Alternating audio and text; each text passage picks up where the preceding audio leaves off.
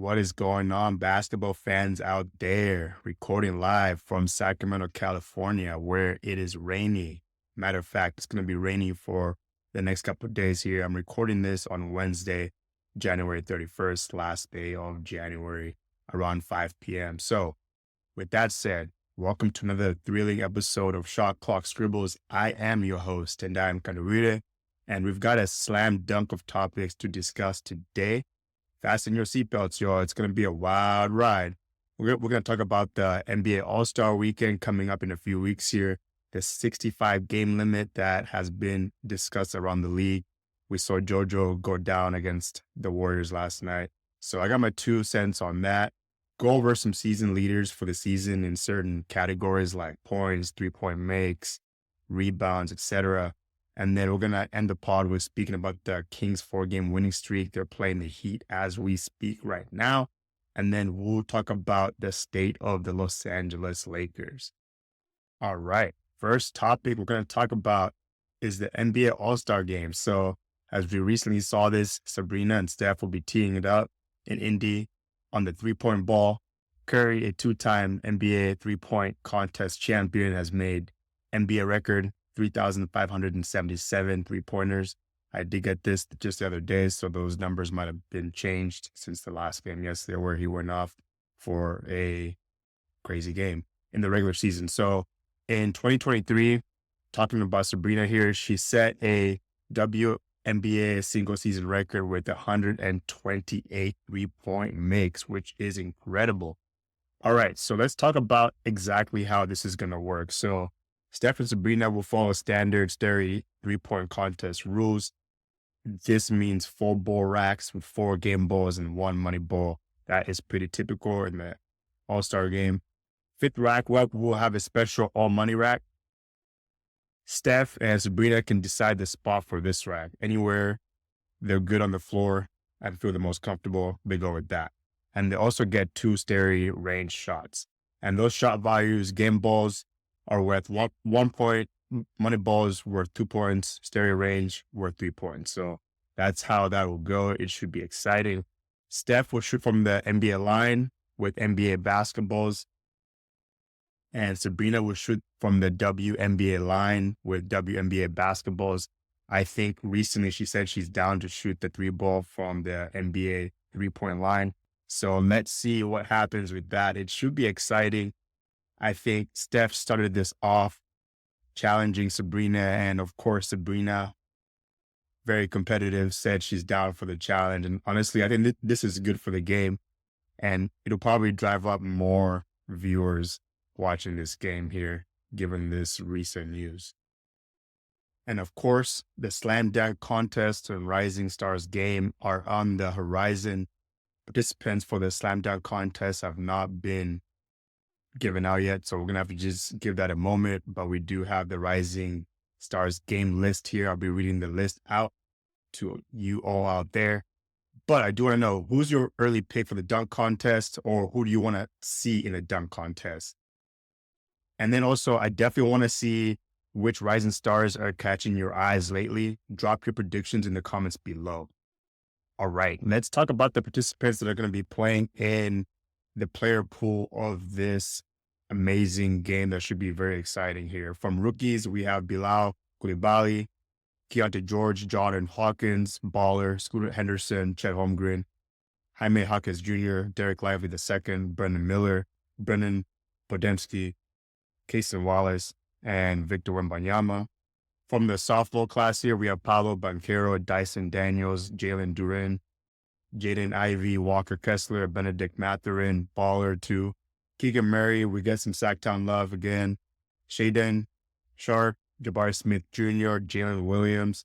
And then also they added a couple players, that's 7 in fact, from the G League here. Isan Imansa, Matas Busiles, Ron Holland II, Mac McClung, Tyler Smith, and I'm sorry if I butcher your name. Last 2 players here, Oscar Tueshbe, and the last one is Alondes Williams. So this is going to take place Friday night at 6 p.m. here on the West Coast, 9 p.m. Eastern Time in Indy Gainbridge Fieldhouse on TNT.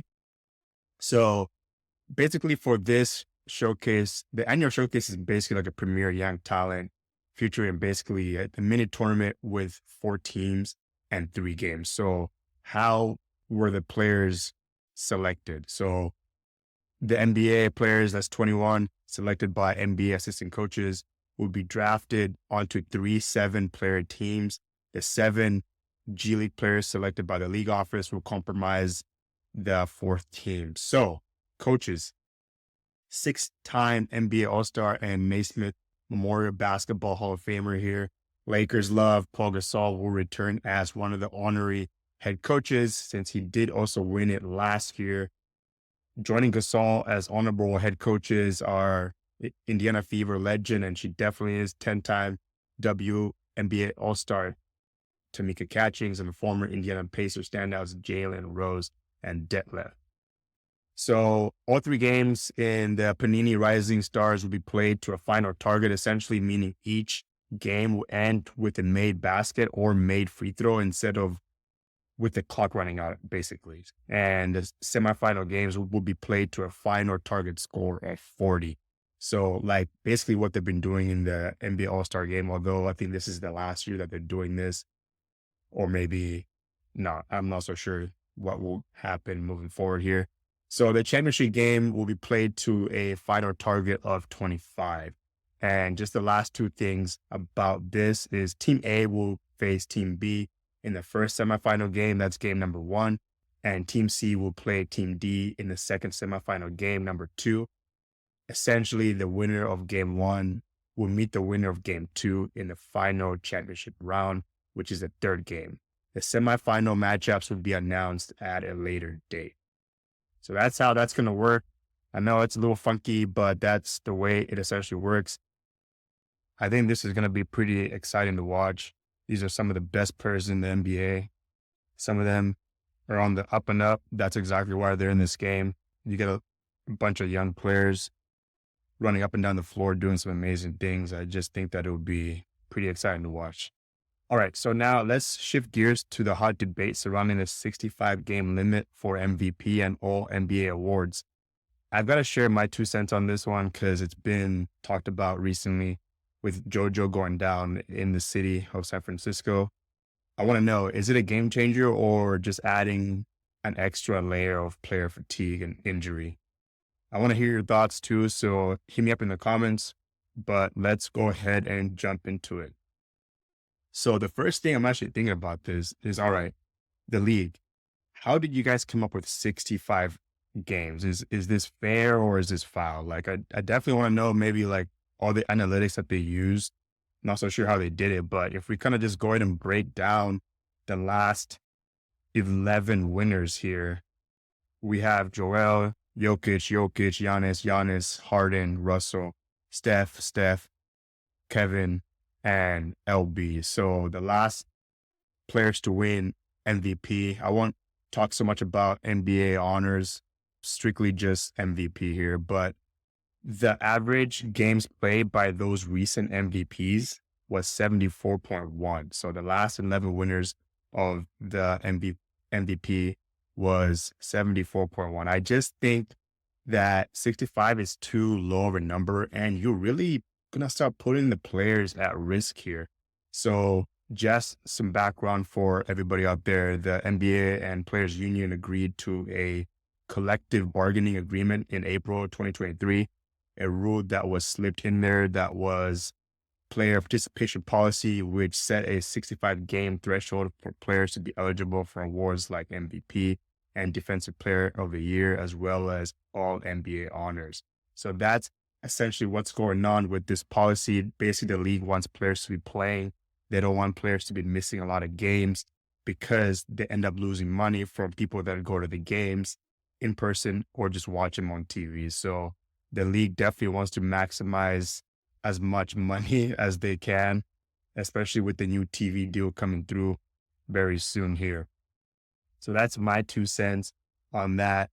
For those that follow soccer, there's an example of the Premier League, and definitely you can see Adam Silver and the executives over there in New York seeing what they're doing in England, because that is the most popular league in the world and they make a lot of revenue from TV, et cetera, et cetera.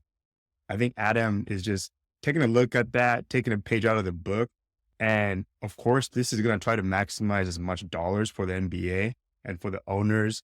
That also goes down to the workers of all these NBA teams. But really, with the players, honestly, it's sacrificing the health of these players. So I know, I get it. Players are definitely incentivized to play as many games as possible because that could mean for them making a lot more money. But you definitely don't want to see a shattered product where players are having to just play extra games and put their body at risk, like we saw Joel Embiid last night against the Warriors. I just think this is very dangerous. And I saw Draymond Green talk about it too, talking about like he definitely just like forced himself. So I just think this is very dangerous. I think that number gets pushed up. It's not a bad policy. I just think that the number should be higher. If we're going to say the last just strictly MVP winners, the average games played by all those amazing players, that's 74.1.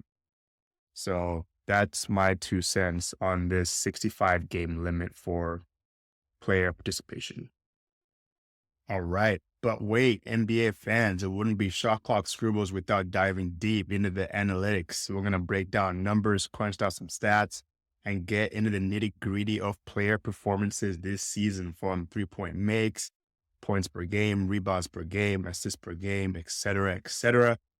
I've got you covered right here. So let's go ahead and jump straight into it.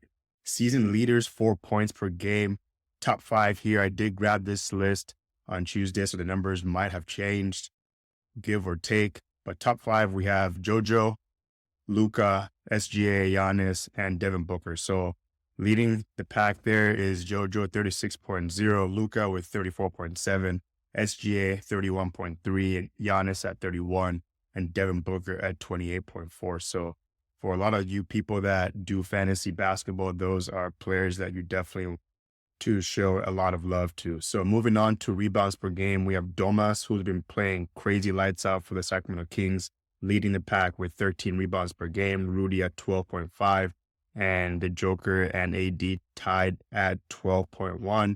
And lastly, we have Giannis there. Switching gears now to assists per game, we have Tyrese leading the pack. That's Tyrese Halliburton, 12.6, Trey with 10.8, Luka 9.6, the Joker at 9, and then James Harden at 8.6. James Harden has been playing very good for the Clippers. Of course, we saw them slip down in the standings and lose like 6 games in a row, but he's been playing pretty damn good for those Los Angeles Clippers. Moving on now to blocks per game, top 5, we have Victor Wembanyama, 3.1, Brook Lopez, 2.8, Walker Kessler, 2.7, Chet Holmgren at 2.6, and Anthony Davis at 2.3. AD did miss the last game against the Atlanta Hawks, as they are now on a 2-game losing streak, which we'll be talking about a little bit later.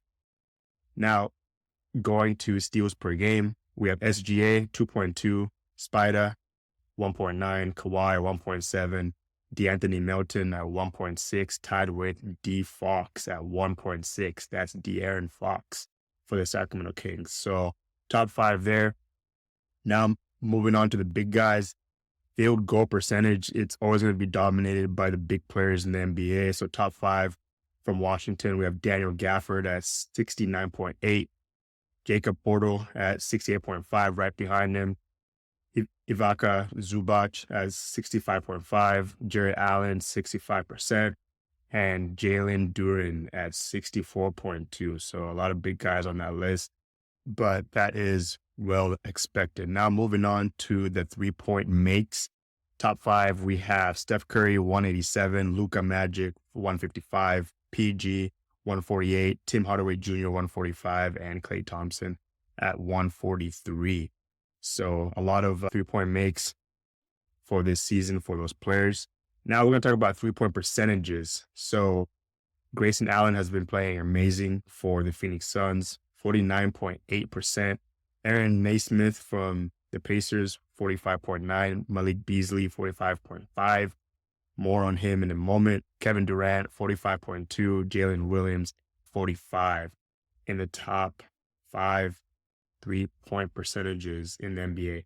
Now let's talk about fantasy for, again, the people that play fantasy basketball here. Top 5, we have JoJo, that's Joel Embiid, 63.6, Luka Magic, 61.5, Giannis, 58%, Nikola Jokic, 57.6, and SGA with 54.3. And excuse me, that is fantasy points per game. Those are the points that those players will give you throughout the season. Now we're going to talk about highest percent of points from the three.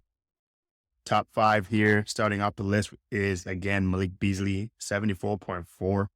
Dante DiVincenzo, 68.9. Buddy Hield from the Pacers, 66.7.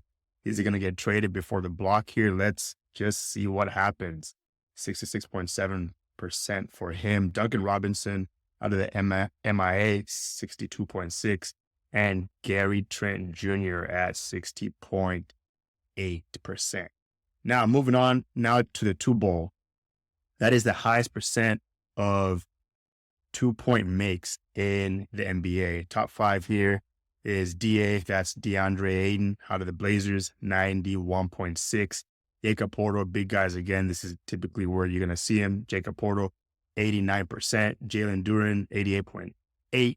Nick Claxton out of the Brooklyn Nets, BK, 87%. And Zubac at 85.5 on that list. The mid-range, let's talk about the mid-range game real quick. So top 5, highest percent of points from the mid-range. Chris Middleton, 26.5. DeMar DeRozan, 25.8. B.I. Brandon Ingram, 25.6. Kevin Durant, 22.6. And DeAndre Ayton at 20.2. So that's that list there. Let's talk about the fast break points per game real quick. LeBron James leading the pack, always going to kill you on transition, 5.5. Giannis, 5.4. Donovan Mitchell, 4.9. Jaylen Brown at 4.4. And Devin Booker at 4.1. So those are the players that definitely hurt you in transition and get those fast break points for their team. Last 2 here, second chance points per game. That's who's scoring the most when they get the rebound. Top 5 in the league right now. Joel Embiid, 4.5. Anthony Davis, 4.4. Clint Capella, 4.3. Julius Randle at 4. And lastly, the big man out of Minnesota, Rudy Gobert, 3.9. Last category here, points in the paint. So the players that are scoring the most in the paint. Who is dominating in the paint in the NBA game today? That's Giannis at 20.8. Zion Williamson, 17.2. Anthony Davis, 16.3. The Joker at 16.1. And SGA with 15.6 for him. Actually, I lied. I do have the last category here is clutch players. The definition I don't have right in front of me, but these are the players I think are the most clutch in the last 2 minutes of a game. The list I have is Pascal Siakam, Steph, DeJounte Murray, Dennis Schroeder, Klay Thompson, Scotty Barnes, Sadiq Bey, Brook Lopez, Cody White, Damian Lillard, Giannis, KCP, Kevin Durant, Michael Porter Jr., Paolo Banchero, and lastly, here at number 9. Not so sure what that number stands for, but I do have a 9 on the left side of these players. So Trey rounding up that list of these clutch players. So that is an award that they do give out to players that perform most clutch in crunch time, essentially is how that goes. Finally, we'll cap off today's session by taking a closer look at the Sacramento Kings. What's the latest buzz surrounding the Sacramento Kings and how are they shaping up for the rest of this season? Stick around for the inside scoop. They're currently down by 4 points, 55-59 against the Miami Heat, who are honestly on a 7-game losing streak, and they definitely want to get this one. So let's see how this ends up playing out for them. So let's take a look about numbers with the Sacramento Kings. Right now in offensive rating, they're 14. Defensive rating, they're 17 at the moment. And they're shooting 37.1% from three. So they're 13th in the league. So the number that stands out there is they're still allowing a lot of points at 116.4 points per game. So at this trade deadline, definitely looking for Monty to start making some moves with rim protectors and people that can play defense. It just got out today that the asking price of Kyle Kuzma has gone down. Not so sure if that's the right move. It is going to be a lot of money as well. And then you're going to have to see who you need to get rid of down the line. And I just don't know if that is worth to do right now. So let's see how this ends up shaping up. But the Kings have gotten better on the defensive end. We did see them go on a 4-game losing streak, and they got a little bit of some home love and slept in their bed for a couple nights, had good practices according to Mike Brown. So it just seems like they've definitely picked it up on the defensive end. So the last 5 games, they beat the injury-riddled Memphis Grizzlies 103-94. On Saturday, they played the Mavs, beat them by 5 points, 120-115. On Thursday, the 25th, they beat Golden State, where Harrison Barnes went off. And we saw Steph lose the ball at the very end of the game, 134-133. And then on Monday, the game that I went to, the 22nd, against the Atlanta Hawks, that's the game that started the 4-game winning streak here. So your season leaders for certain aspects here, Fox, he did slip down to 27.5 points per game. Rebounds, Domas has been killing it with those 2020 games, and he's just going bananas. And we'll talk about his stats in a moment here, but 7.9 assists for a big guy is definitely amazing. So great stuff from Domas Sabonis here. The Kings right now sit in the 5th spot. They're 27-18. So they're at 600, 5 games back out of the number 1 spot. In the Pacific Division, they're sitting in the 5th spot at the moment. So let's look at a couple of different numbers again here. The ones that stand out is the ones I'll be focusing in on. First, they're terrible at the free throw line. In fact, free throws made, they're in 27th position at the moment. So that definitely needs to get way better. I think they've been getting a little bit better the last couple of games, but they're sitting almost at the very tail end of that list. Attempts from the free throw line as well, 20th in the league, and then 30th in free throw percent here. So all those categories, they're 20 or worse, which they definitely need to improve moving forward. Steals per game, so they're not really getting a lot of steals. They're sitting in the 21st spot. So let's also continue to monitor what happens at this trade deadline here. What's coming up for the Kings here? Honestly, I think they have a lot of winnable games coming up on this road trip. They're playing Miami, as I mentioned. Then they play the Pacers, the Bulls, Cleveland, who is sitting at the 5th spot in the East, so exactly the same. And then end up coming back and playing Detroit, which I'll be going to on the 7th here. And then play the defending champions on the 9th of February. So let's continue to see how this all plays out. Now we're going to move on to Harrison Barnes because he's been playing amazing lately. He had a couple of 30 pieces coming as of late against the Hawks and then against the Warriors. He finished that last game against the Warriors with some nice buckets over Clay. And Mike even mentioned after the game, like, he's calling his number more than he ever has, during his tenure with the Kings. So as far as points for him, points per game, he's having around 12 points, almost 3 rebounds, 1.3 assists is his numbers this season. So he's been playing better as of late. Those numbers have gone up. Points per game, he's getting 21, is getting more rebounds, 3.6, and assists is up as well at 1.6. And you know what? HB is shooting the 3 ball at 44.7%. Free throw line, he's hitting them at 94.1%. So pretty great numbers from the field, 50%. So great numbers from HB here. Let's continue to see how he does throughout the season as he's been on a tear lately. Of course, we all know he's been in trade rumors, and a lot of times when players are in those rumors, they start to ball up. And that's definitely what we're seeing out of HB. Now, I'm going to switch over to another key player for the Sacramento Kings is Domas Sabonis. So Sabonis has been playing very good for the Sacramento Kings. In fact, his last 5 games here, he's getting 15.4 rebounds, 7.6 assists, and is shooting from the field goal at 67.3. 3-point ball is also at a 60%. He doesn't shoot a lot of threes, but that is still a good, respectable number, especially for the last 5 games. His free throws could get better, 81.3 there. In Sacramento, we definitely want to see him make the All-Star game here. He definitely deserves it. And now we're going to switch on over to the Los Angeles Lakers before we leave the pod. So the Lakers are on a 2-game losing streak after that amazing win in Golden State, where I was able to say what's up to Coach Darvin Ham in the hotel. The last 2 games have not looked pretty for the Lakers. They dropped one in Houston and Atlanta as of late. Atlanta, they lost that one 122-138.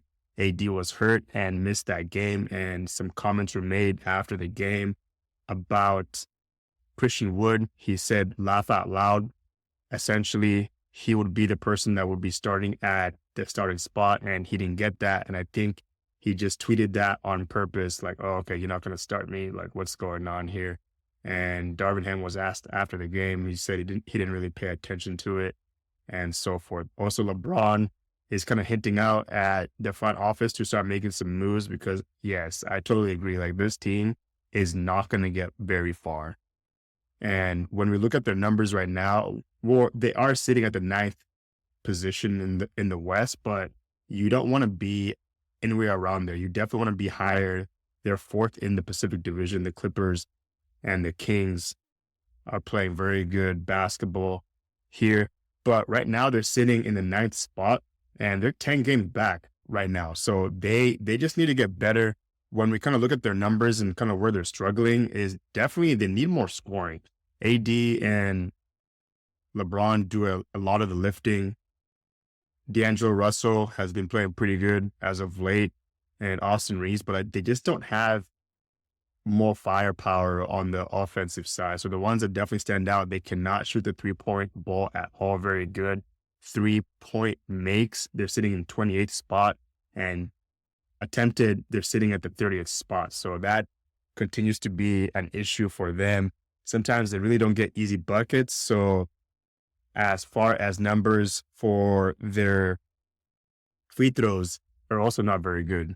21st in the league right now. And offensive rebounds are 30th as well. So they don't really get a lot of second chance points. And turnovers, they turn the ball over a lot. Yeah, I definitely see this when I watch the games. Those guys turn the ball over a lot. They're 21st in the league turning over the ball. So let's see how they do in their next couple of games here. They're in Boston and then they're in New York. Shout out to the Knicks too. The Knicks have been playing pretty good ball as well over there with JB running the helm. So, all right. That is a wrap for today's Shot Clock Scribbles. Don't forget to like, share, and subscribe for your regular dose of NBA excitement. Join me next time as we continue to navigate through the thrilling world of basketball. Until then, keep dribbling, and I'll catch you on the rebound. Salud.